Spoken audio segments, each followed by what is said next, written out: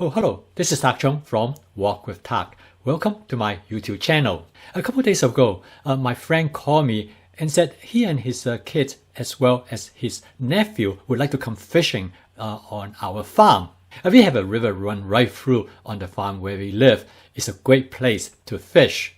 They said they're going to come by in the late afternoon. So I told them, why don't you guys stay for dinner?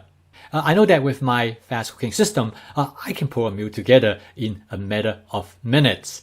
So there's going to be 7 of us for dinner.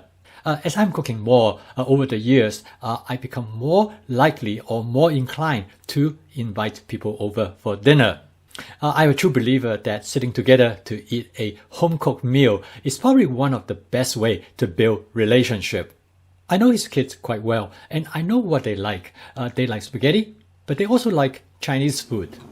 I told my wife that I'm going to use the vegetables from her garden to make a fusion spaghetti dish. She asked me, so what is a fusion spaghetti? I told her that I'm going to make a spaghetti sauce that with an Asian style to go with regular spaghetti noodles. She shook her head while she walked out of the kitchen and said, you always like to experimenting on your guests. I was thinking to myself, no, I'm not experimenting. I'm just expanding my templates. Okay, she actually is partially right. I have never cooked this dish before, but I'm pretty confident that it's going to turn out okay. So with my advanced prepping, I know I have most of these items available in the refrigerator, and it probably will take me only about 5 to 10 minutes to pull all the preps together. The first thing I'm going to do is that I'm going to pull out some ground pork from the freezer and have them thaw out right away. I prep my ground pork in 8-ounce package, so they should be thawed in about 5 to 10 minutes. Next, I find some jalapeno pepper. I'm not going to add very much, just to give enough for a complex flavor to the dish. Of course, onion is quite essential, and I find some chopped onion already prepped. I have some cauliflower that I need to use up, so I take them out and I cut them into smaller sizes to fit into the sauce. Of course, I need some carrot because it adds some color, both as some nutritional value. Since this is the summer garden time, we have almost an unlimited supply of zucchini and yellow squash. Again, I cut them into sizes that will fit into the sauce. A couple of days ago, we were shopping at the Asian market and I brought some fried tofu, and I know my friend loves tofu. Of course, tomatoes. We have lots and lots of tomatoes, so I'm going to use tomatoes to make the sauce. Finally, we have a huge planters outside the house with lots of basils, 3 different kinds. So I'm just going to go out and grab some basils. Lastly, to make the sauce, I'm going to make a cornstarch suspension. I'm going to use 1.5 tablespoons of cornstarch to a 1/4 cup of water. I put them in a jar so I can homogenize them easily when I'm ready to add them to the wok. For seasoning, I'm going to use a dark soy sauce. And I'm going to also use some Korean barbecue sauce, oyster sauce, and also some basils. But lastly, I'm going to add a little bit black beans as well. This is the advantage of prepping in advance. I have almost everything ready to cook in less than 10 minutes. Before I start to cook, I use my Cuisine Art 14-inch stainless steel wok to make some spaghetti noodles. And I make 2 pounds of spaghetti noodles. I have made a video on how to use wok to make spaghetti noodles, which is probably the most efficient way to do this. I'm set and ready to start cooking this dish. I'm going to use my Cuisine 14-inch stainless steel wok. After heating up the wok, I add 2 tablespoons of canola oil. I then use my spot seasoning method to season the wok. If you are unfamiliar with this method, you can take a look at this video.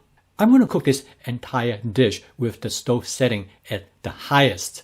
The first thing is to stir fry the ground pork. I add the ground pork to the wok and I stir fry it for about 15 to 20 seconds. The next thing to go in is the jalapeno pepper. This then followed by the addition of chopped onion. The chopped onion and jalapeno pepper will create a nice flavor for the ground pork. But I'm also going to add some dark soy sauce. This will give the ground pork a rich flavor, and also it will caramelize it. Basically, the first few steps is to help me to build the base flavor of this dish.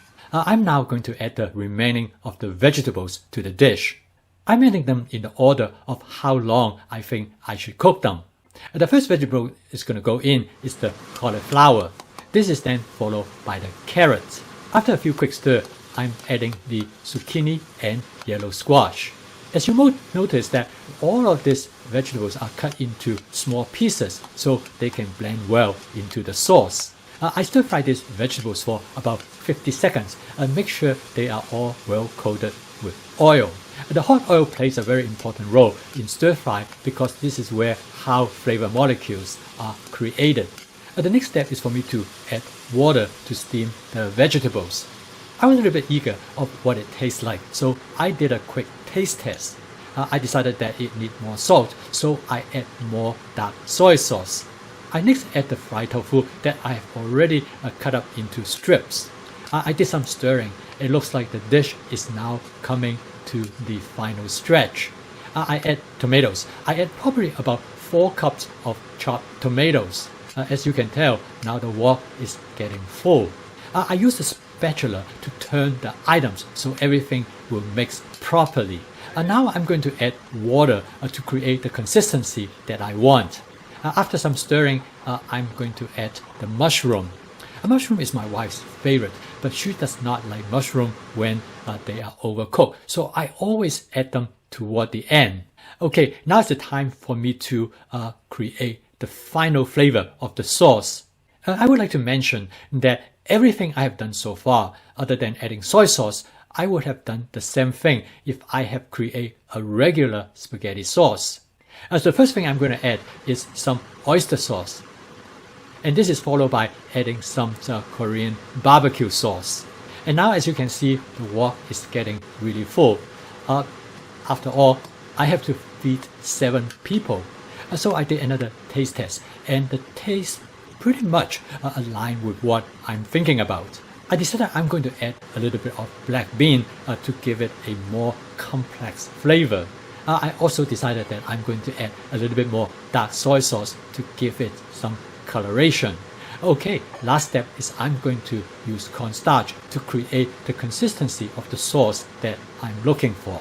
After I add the cornstarch that I prepared for, it does not thicken to the way that I thought I would like it.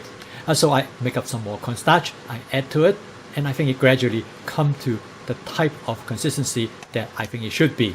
So I did another taste test to make sure it tastes appropriate of what I would like it to be.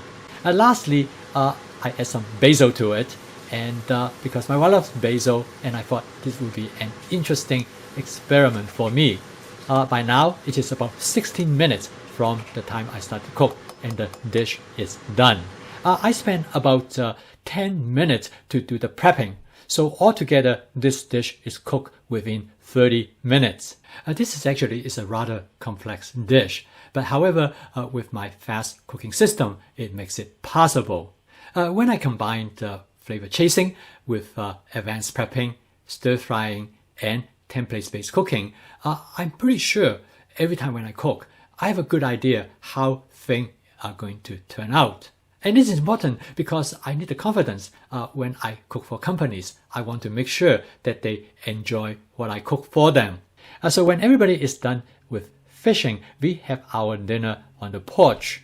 Everybody loves this dish. It's a combination of this summer garden vegetables, but in an Asian flavor with spaghetti noodles. To me, this is the satisfying aspect of home cooking, that I can share food with people whom I care and love. To me, this efficiency is important in home cooking. If it takes a long time and a lot of hard work, then you won't do it. Again, as I mentioned many times in the past in my video, this is not a recipe. Rather than this is a demonstration of template-based cooking. I hope this will give you some ideas. Thank you for watching. If you enjoyed this video, please click the like icon below. This will help me to reach a broader audience. Please subscribe to my YouTube channel if you'd like to receive notification of my future video postings. See you next time.